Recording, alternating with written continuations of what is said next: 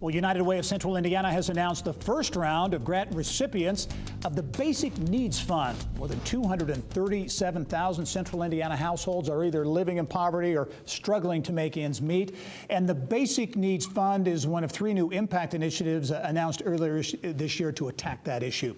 With more on where the $4 million in unrestricted grants is going, let's turn now to United Way President and CEO Ann Murtlow. As always, Ann, welcome to the program. Thanks for having me again. This, I think, very interesting. These are major dollars being doled out, but this is this fund is part of a broader initiative that really kind of reshapes the funding model at United Way. That's right. Our board approved last August a new strategic framework that really focuses on helping these struggling families, 50% of whom are working, get to a better place, and particularly to self-sufficiency.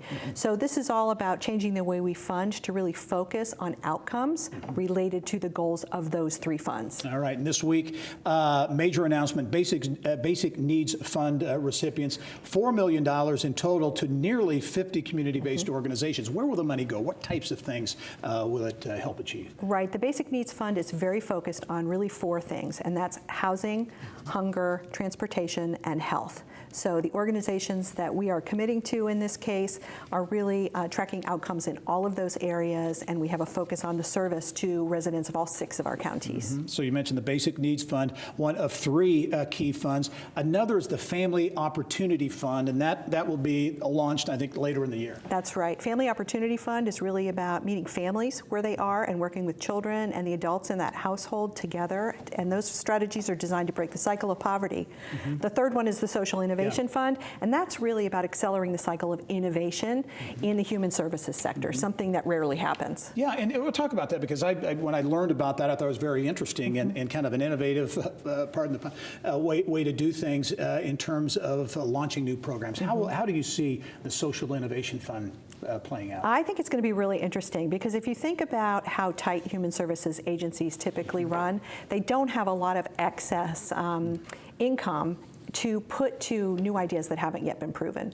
So our goal is to really try out these ideas and really decide which ones are working, which ones aren't working, which ones can be scaled, and then make it happen. So we wrap up, it strikes me this new funding model and these different funds and the impact that United Way has not only on individuals and families, but on the health of the economy. And you can track jobs and new business startups and those types of things. The role of United Way in that overall economic picture in a community is big. Is really important. So all of these things are interrelated.